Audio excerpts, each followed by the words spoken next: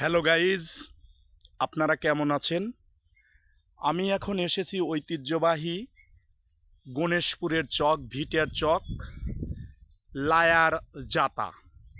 মরহুম রমেজ উদ্দিনের নাম, ডাকনাম ছিল লায়া, কারণ তিনি নৌকাবাইজে নৌকা বাঁধতেন এবং তার বড় বড় নৌকা ছিল।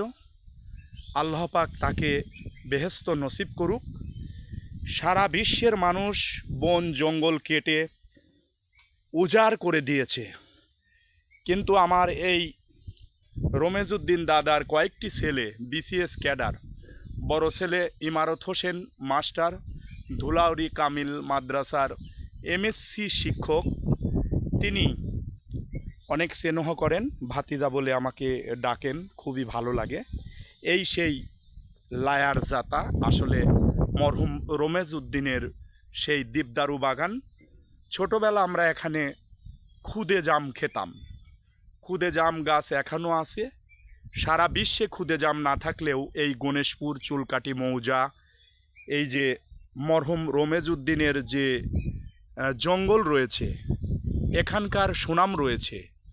প্রায় 200 বছর অতিক্রম হয়ে গিয়েছে, কিন্তু এই জঙ্গলটা এখনও সেই অবস্থাতে রয়েছে। এখানে আসতে ছোটোবেলায় গরু চড়াতে আসতাম বড় ভাইদের সাথে, খুবই ভয় করত, কিন্তু এখন আর ভয় করে না, কারণ পরিষ্কার পরিচ্ছন্ন করে এখন এ বাগানটি তারা আবাদ করে না। শুধু কোনো সময় যদি গাছগুলো বিক্রি করার দরকার পড়ে, তার কয়েকটি ছেলে, মোহাম্মদ আলী জিন্না ছোট ছেলে, কনিষ্ঠ ছেলে, কৃষিতে বিসিএস পাওয়ার পর কৃষি অফিসার হিসাবে আছেন, জিয়া কাকা আছেন, ডাক্তার মোজাম্মেল হক মুন, যিনি ঢাকা হার্ট ফাউন্ডেশনের সহযোগী অধ্যাপক, এবং আমাদের সাথিয়া রুবিয়া ফয়েজ ক্লিনিক এবং সততা ক্লিনিক, পাবনা শিমলা ক্লিনিকেও তিনি অপারেশন করে থাকেন। তিনি অপারেশন বিদ্যায় অপূরণীয়। তিনি প্রত্যেক বৃহস্পতিবার শুক্রবার তার নিজ বাড়ি গণেশপুর ভুলবাড়িয়া আতাইকোলা পাবনা তিনি ফ্রিতে রুগী দেখেন। কয়েক ডজন রুগী প্রত্যেক সপ্তাহে বাড়ির উপরে আসেন। এই ভিডিওটি আপনারা দেখবেন। শুধু মানবের জন্য এই যে সারা মাঠ, বিশাল মাঠ, এই মাঠে একটা বাগানও নেই, কিন্তু প্রাচীনতম 200-300 বছরের আগের সেই লায়া দাদার বাগান কিন্তু এখনও সংরক্ষিত। প্রাণী সংরক্ষণে এই সব বাগানে পশু পাখি পোক পাখালি সবাই এখানে রাতের বেলা আশ্রয়স্থল নেয়, দিনের বেলা আশ্রয়স্থল নেয়।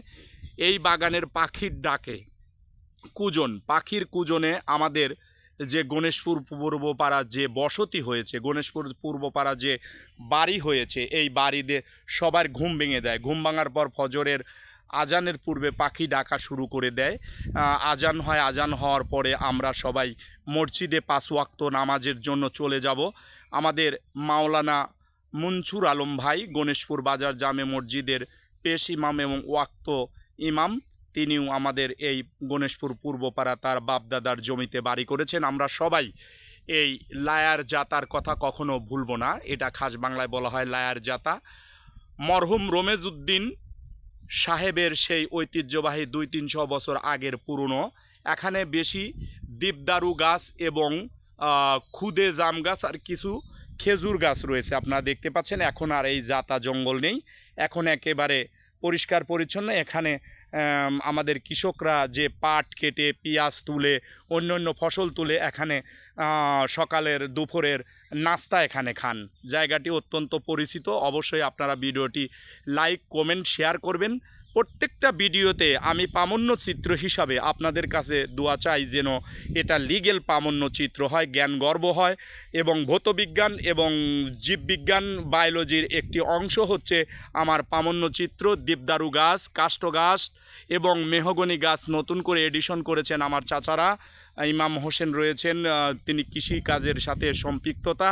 এছাড়া দেবদারু গাছগুলো প্রাকৃতিক গাছ। এই প্রাকৃতিক ভারসাম্য রক্ষায় বনভূমির গুরুত্ব অপরিসীম। ভালো থাকবেন, সুস্থ থাকবেন।